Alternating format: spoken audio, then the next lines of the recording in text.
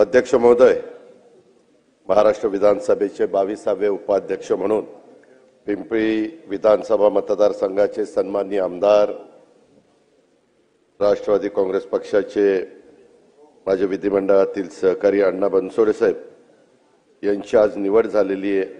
आपल्या सर्वांच्या त्यांना शुभेच्छा आहेत, सदिच्छा आहेत। त्यांनी नुकतीच ही जबाबदारी पण स्वीकारलेली आहे आणि या सभागृहाचे उपाध्यक्ष झाल्याबद्दल मी अण्णा बनसोडेंचं सर्वात पहिल्यांदा मी मनापासून अभिनंदन करतो। त्यांची बिनविरोध निवड होण्याच्यासाठी सन्माननीय भास्करराव जाधव, सन्माननीय जयंतराव पाटील, सन्माननीय विजय वडेट्टीवार, सन्माननीय नाना पटोले साहेब आणि संपूर्ण विरोधी पक्षाच्या सर्व सन्माननीय सदस्यांनी अतिशय सहकार्याची भूमिका घेतली ती बिनविरोध होण्याच्या करता।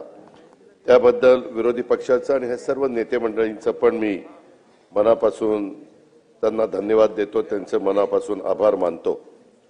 अध्यक्ष महोदय, सुरुवातीला बोलत असताना सभागृहाचे नेते माननीय देवेंद्र फडणवीस साहेबांनी साधारण काही गोष्टी त्यांच्या भाषणामध्ये इथं उल्लेख केला, परंतु या उपाध्यक्ष पदाची निवड होत असताना मला सभागृहाच्या एक गोष्ट लक्षात आणून द्यायची की 1 मे 1960 ला महाराष्ट्र राज्याची निर्मिती झाल्यानंतर खऱ्या अर्थाने कोण कोण जर उपाध्यक्ष झालं तर त्याच्यात दीनदयाळ गुप्ता हे 60 ते 62 होते, कृष्णराव गिरमे साहेब 62 ते 67 होते, पुन्हा गिरमे साहेब 67 ते 72 होते, रामकृष्ण बेत हे 72 ते 76 होते, सय्यद फारुक पाशा हे त्या ठिकाणी 76 ते 77 होते, शिवराज पाटील साहेब हे 77-78 मध्ये होते, गजाननराव गरुड हे 78-79 ला होते, सूर्यकांतजी डोंगरे 79 ते 80 ला होते,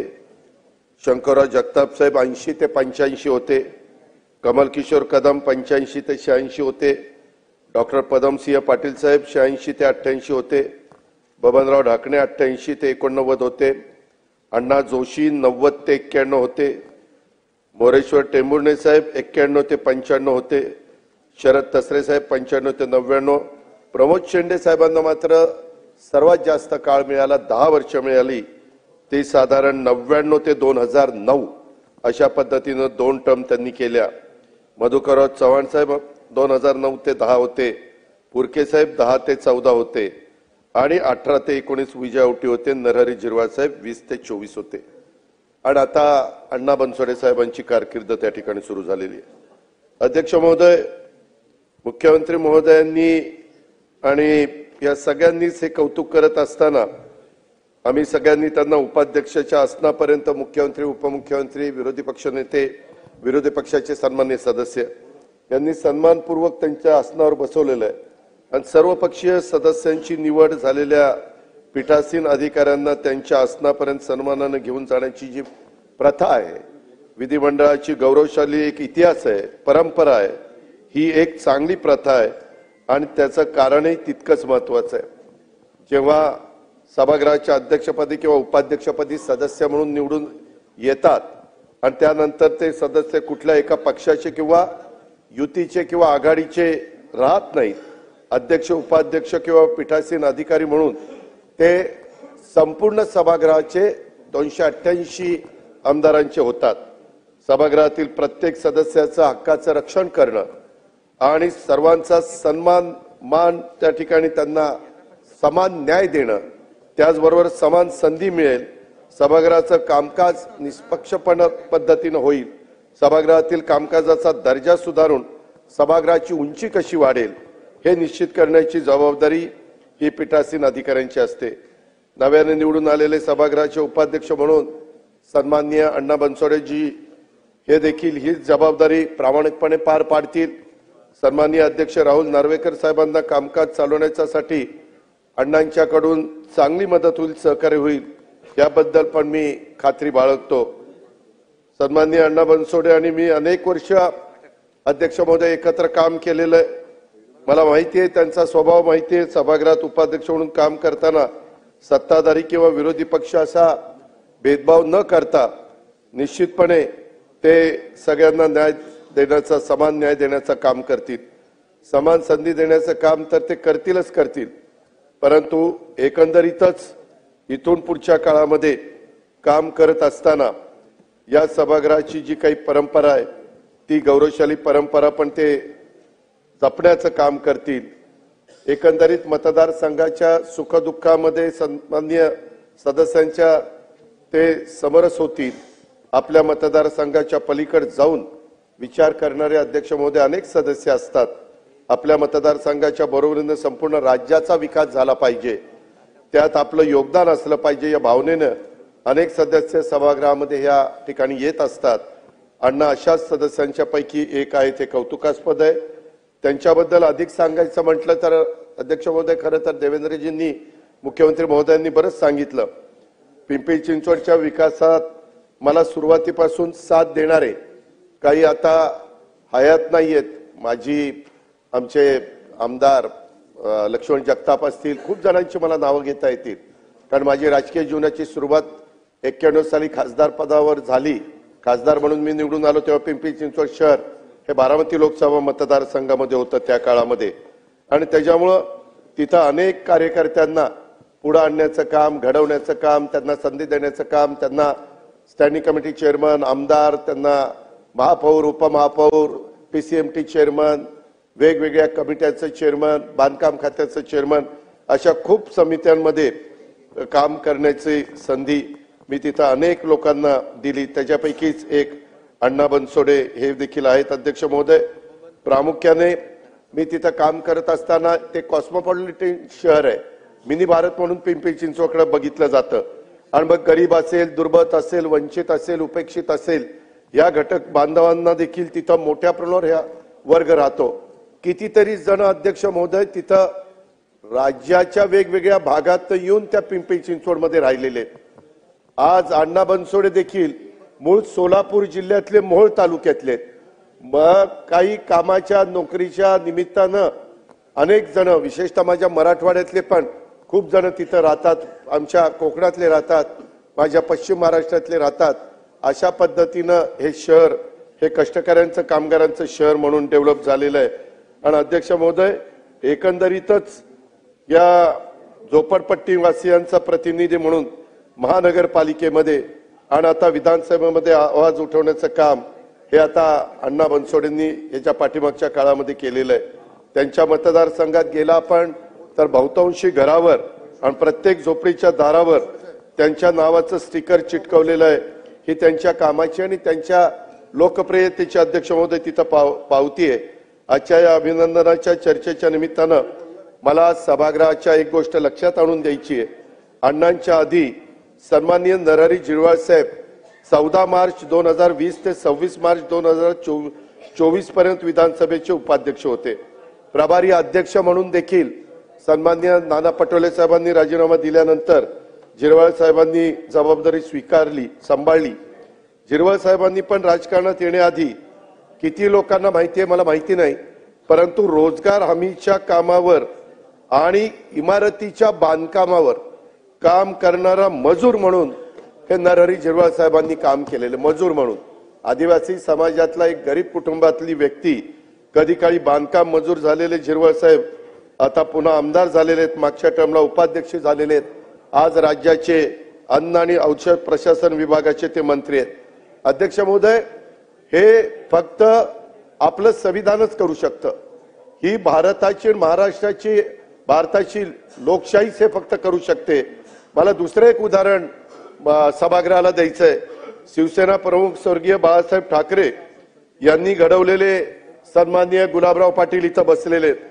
अध्यक्ष महोदय, आज ते राज्याचे कॅबिनेट मंत्री आहेत, आज ते पाणी पुरवठा खात्याचे मंत्री आहेत, त्यांच्याकडे ती जबाबदारी आहे। परंतु कधी काळी जसं अण्णा बनसोडेंनी पानाची टपरी सांभाळली तिथं काम केलं, तसं ह्या सत्कारांनी पण पानाच्या टपरीवर काम केलंय। टपरीवर काम करणारा एक कार्यकर्ता आज या विधिमंडळाचा सदस्य होतो आणि दुसऱ्यांदा कॅबिनेट मंत्री त्या ठिकाणी होतो, आणि ही गोष्ट खरोखरीच अतिशय कौतुकास्पद आहे।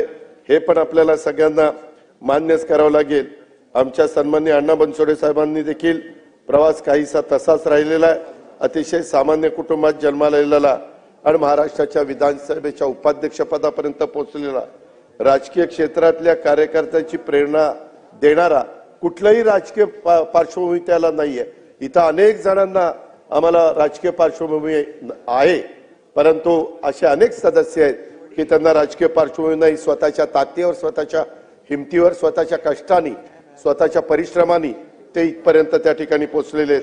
अध्यक्ष महोदय, राजकारणात सार्वजनिक जीवनात येण्याआधी अण्णांची चिंचवड इथं जे छोटं टपरीचं पानाची टपरी होती तिथून त्यांनी सार्वजनिक जीवनाला सुरुवात केली आणि आज त्या टपरीचं रूपांतर त्यांनी जनसंपर्क कार्यालयामध्ये केलेलं आहे। कधी काळी कुटुंबाचं पोट भरण्याच्या करता जो मोठा वर्ग मुंबईमध्ये, पुण्यामध्ये, पिंपरी चिंचवडमध्ये अशा शहरी भागामध्ये जातो, ह्याच्यातनं हे कुटुंब तिथं आलेलं होतं आणि माझा एक सहकारी त्याच्या मेहनतीच्या कष्टाच्या बळावर, पिंपरी चिंचवडकरांच्या पाठिंब्यावर आज महाराष्ट्राच्या विधानसभेच्या उपाध्यक्षपर्यंत त्या ठिकाणी पोहोचलेला आहे। याचा माझ्यासारख्या कार्यकर्त्याला सर्वात जास्त आनंद आहे आणि मनापासून मला समाधान पण आहे। अध्यक्ष महोदय, या सभागृहामध्ये मला दुसरे एक उदाहरण द्यायचे। जोगेश्वरीचे आमदार सन्माननीय अनंत बाळा नर यांची देखील जोगेश्वरीमध्ये पाण्याची टपरी होती। राज्याचे माजी विद्यमान मंत्री आणि विद्यमान आत्ताचे खासदार आमचे रवींद्र वायकर साहेब हे देखील जोगेश्वरीमध्ये मेडिकल स्टोर त्या ठिकाणी चालवायचे आणि सामान्य घरातील ही साध्या घरातली सगळी सन्माननीय सदस्य आज विधानसभा सदस्य, विधानसभा उपाध्यक्ष, लोकसभा सदस्य, राज्य सरकारमध्ये मंत्री ह्या वेगवेगळ्या पद्धतीने पोहोचलेली आहेत। ही आपल्या लोकशाहीची अध्यक्ष महोदय खऱ्या अर्थाने ताकद आहे। काल आपण भारतीय संविधानावर चर्चा केलेली आहे, आज पण चर्चेचा शेवटचा दिवस आहे आणि हे संविधानाची काय ताकद आहे याचं महत्त्व सांगण्याची ही उदाहरणं खरं तर निश्चितपणे पुरेशी आहेत असं माझ्यासारख्या कार्यकर्त्याला वाटतं। अध्यक्ष महोदय, माझा जसा राजकीय प्रवास हा बारामतीतनं सुरू झाला, माझी राजकीय सामाजिक जडणघडण, तसं माझं पुणे आणि पिंपरी चिंचवड शहरामध्ये देखील मला मोठं पाठबळ त्या ठिकाणी मिळालं आणि या शहराच्या विकासासाठी मी काय केलं हे अनेकांना माहिती आहे। या शहरांनी पण मला तितकंच भरभरून प्रेम दिलं आणि ताकद दिली। तरी पिंपरी चिंचवडला आजवर जसं मुख्यमंत्री म्हणले तसं मी कॅबिनेट मंत्रीपद देऊ शकलो नाही, याची खंत निश्चितपणे माझ्या मनामध्ये आहे। मात्र शहराला आज कॅबिनेट दर्जाचं उपाध्यक्षपद मिळालंय, याचा माझ्यासह अनेक पिंपरी चिंचवडकरांना एक अभिमान वाटेल। भविष्यात पण मी सांगू इच्छितो की पिंपरी चिंचवडला पूर्ण कॅबिनेट मंत्रीपद कसं मिळेल याबद्दल आम्ही निश्चितपणे प्रयत्न त्या ठिकाणी करू। ही पण बाब अध्यक्ष महोदय मी सांगेन। बऱ्याच जणांना माहिती नाही अध्यक्ष महोदय, परंतु राजकीय सामाजिक जीवनात काम करत असताना अनेकांच्यावर अनेक प्रकारची संकट येत असतात, परिस्थिती प्रतिकूल बनत असते। चांगलं काम करून देखील काही वेळेला पराभव पत्करावा लागतो, परंतु अशा वेळेस पराभवानं खचून जायचं नसतं, हिंमत हरायची नसते आणि न खचता पुन्हा एकदा उभं राहायचं असतं, लढायचं असतं। तुम्ही लढत असाल तर लोक तुमच्या पाठीमागे येतात आणि तुम्हाला निवडून देतात। मला आठवत आहे की 2024ला तसं बघितलं तर आम्हाला महायुतीला 17 जागा मिळाल्या, 31 जागा महाविकास आघाडीला मिळाल्या। खासदारकीच्या वेळेस मुख्यमंत्री एकनाथराव होते, मी आणि देवेंद्रजी उपमुख्यमंत्री होतो, परंतु एकनाथराव आणि आम्ही दोघंही बसलो तिघही आणि एकनाथरावांनी सांगितलं ठीक आहे आता लोकसभा झाली आहे, आपण आता पुन्हा कामाला जोमाने लागूया, चांगल्या योजना या राज्याच्या करता त्या ठिकाणी देऊया आणि तशा पद्धतीने आम्ही एकजुटीने कामाला लागलो आणि कामाला लागल्यानंतर काय चित्र महाराष्ट्रातल्या जनतेने दिलं हे आपण सगळ्यांनी सभागृहामध्ये पाहिलेलं आहे। अध्यक्ष महोदय, ह्याच्यामध्ये आपला कामाचा माणूस ही टॅगलाईन घेऊन अण्णांनी कामाला सुरुवात केली। त्यांचा प्रचार असतो आपला कामाचा माणूस, ते घरोघरी पोहोचलेले आहेत।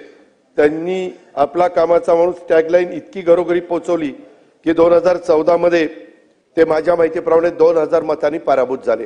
गौतम चाबुस्कर आमचाच एक सहकारी, त्यांनी त्याला पराभूत केलं आणि 2019ला अण्णा मात्र 17,000 मतांनी निवडून आले। अध्यक्ष महोदय, त्याचाही एक किस्सा मला आठवतोय, मला तो सांगावासा वाटतो। 2019च्या विधानसभा निवडणुकीच्या सुरुवातीला पक्षाने अण्णाला उमेदवारी नाकारली त्या शिलवंत का कुणाला तरी उमेदवार, सुलक्षणा शिलवंत, त्यांना उमेदवारी दिली. मी गप्प बसलो. प्रांताध्यक्ष जयंतराव होते. जयंतराव म्हणलं अण्णाला कशाला कापलं, त्याला द्या राव. ते म्हणले दादा सगळेच काही माझ्या संमतीनं होत नाही. बरं म्हणलं हरकत नाही. त्याच्यानंतर एबी फॉर्म, माझा मतदारसंघ मोठा असल्यामुळं जिल्हा, मी पक्षाचा एक कार्यकर्ता होतो, परंतु जयंतरावांनी मला एबी फॉर्म 1-2 जास्त दिले. अध्यक्ष महोदय, मी रात्री 12ला निघालो. अण्णाला एक्सप्रेस हायवे संपतो ना तिथं 2 वाजता बोलवलं आणि त्याला म्हणलं हे हा एबी फॉर्म, आणि उद्या 11ला पहिला जा आणि एबी फॉर्म भरून राष्ट्रवादीचं तिकीट म्हणून तू भरून टाक. अण्णा म्हणलं असं, अहो ते जाहीर तर शिलवंतला झालं, तुला काय करायचं बाकीचा, तो फॉर्म भर. फॉर्म भरायला लावला.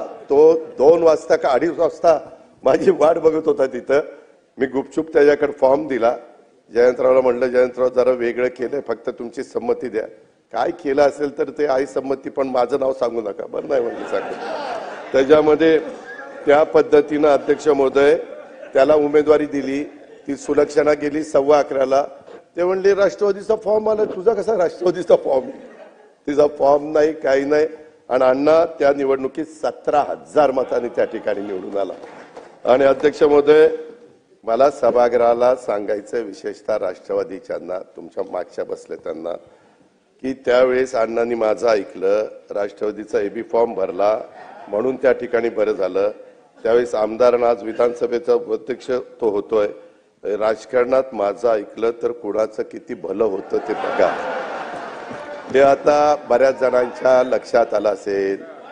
सन्माननीय विश्वजी, सन्माननीय अमितजी, आपण नेहमी चर्चा करतो, यातला गमतीचा भाग जाऊ द्या. परंतु अण्णा बद्दल सांगायच्या अनेक गोष्टी आहेत. अध्यक्ष वेळ पण झालेला आहे. परंतु एक गोष्ट मी जरूर सभागृहाला सांगेन. करोनाचा काळ होता, आम्ही सगळेजण काम करत होतो, आणि करोनाच्या काळामध्ये आमदारांना आम्ही आवाहन केलेलं होतं की तुम्ही पण करोनाची लस ही लवकर काही पुढे आलेली नव्हती आणि नागरिकांना लस तर द्यायची होती. आणि त्यावेळेस स्थानिक स्वराज्य संस्थेतनं, म्हणजे त्याचा आमदार स्थानिक विकास निधीतनं अण्णांनी त्यावेळेस 25 लाख रुपये हे ताबडतोब दिले. आणि कलेक्टरला सांगितलं पहिली 25 लाख रुपये घ्या माझे, आणि माझ्या झोपडपट्टीमध्ये लसीकरणाचं काम त्या ठिकाणी सुरू करा. आणि मी त्यावेळेस नियोजन खात्याचा मंत्री होतो. मी पण विशेष बाब म्हणून त्याला मान्यता दिली. इव्हन आमच्या पिंपरी चिंचवडमध्ये पण YCM रुग्णालयामध्ये सिटी स्कॅन बसवण्याच्या करता आमदार निधीतनं त्यांनी 1.25 कोटी रुपये त्या ठिकाणी सिटी स्कॅनला दिलेले होते. लोकप्रतिनिधींनी ही गोष्ट लक्षात ठेवा की अशा काही गोष्टी असतात की आपल्याला मिळालेला निधी कशा पद्धतीनं तो सत्कारणी लावता येईल. सभागृहातल्या अनेक सदस्यांना अण्णांच्या बद्दल बोलायचं याची मला जाणीव आहे. त्यांना शुभेच्छा द्यायच्या, त्यामुळे मी अधिक न बोलता माझ्या प्रत्येक पिंपरी चिंचवडवासियांना आनंद देणारा आजचा हा पदग्रहण सोहळा आहे. पिंपरी चिंचवड शहराचे आमदार, कर्तव्य दक्ष लोकप्रतिनिधी, राष्ट्रवादी काँग्रेस पक्षाचे नेते, माझे सहकारी सन्माननीय अण्णा बनसोडेंनी महाराष्ट्राच्या विधानसभेमध्ये उपाध्यक्ष पदाची सूत्र आज स्वीकारलेली आहेत. मी त्यांच्या ह्या नवीन इनिंगला मनापासून शुभेच्छा देतो. त्यांच्या अभिनंदनाच्या ठरावाच्या करता चर्चेची संधी आपण दिली त्याबद्दल अध्यक्ष महोदय आपले पण आभार मानतो. परंतु अध्यक्ष महोदय, मला आपल्या मार्फत उपाध्यक्षांना सांगायचं, इथं सभागृह ज्यावेळेस सुरू होतं त्याच्या आधी 5-10 मिनिटं येऊन थांबावं लागतं आणि सभागृह संपेपर्यंत थांबावं लागतं. आता काही बदल आपल्याला करावे लागतील. थोडं बहुत आता जशी जबाबदारी वाढती त्या जबाबदारीचा आपण मान सन्मान निश्चितपणे ठेवाल याबद्दल माझ्या मनामध्ये तीळमात्र शंका नाही. पण मी पुन्हा एकदा नवनिर्वाचित उपाध्यक्ष अण्णा बनसोडे साहेबांचं अभिनंदन करतो, त्यांच्या कुटुंबियांचं, त्यांच्या कार्यकर्त्यांना, त्यांना विधानसभेमध्ये पाठवणाऱ्या तमाम तिथल्या मतदार बंधू भगिनींचं आणि माझ्या समस्त पिंपरी चिंचवडकरांचं देखील मी अभिनंदन करतो. तसंच पुन्हा एकदा विरोधी पक्षाच्या पण सन्माननीय सर्व सदस्यांना धन्यवाद देतो की निवडणूक बिनविरोध होण्याच्या करता त्यांनी मनाचा मोठेपणा दाखवला. एवढंच बोलतो आणि या ठिकाणी थांबतो. नमस्कार.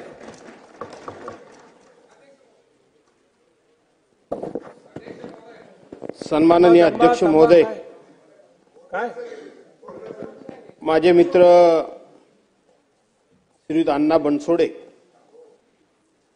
यांच्यात महाराष्ट्र विधानसभेच्या उपाध्यक्षपदी बिनविरोध निवड झाली, त्याबद्दल त्यांचं अभिनंदन करण्याकरता म्हणून मी या ठिकाणी उभा आहे। अध्यक्ष महोदय, हे अभिनंदन करत असताना मी आपल्याला एक नम्रपणे विनंती करतो की त्यांची अण्णांची निवड होण्याकरता म्हणून आम्ही सर्वांनी सहकार्य केलेलं आहे। पलीकडे माननीय मुख्यमंत्री, माननीय दोन्ही उपमुख्यमंत्री महोदय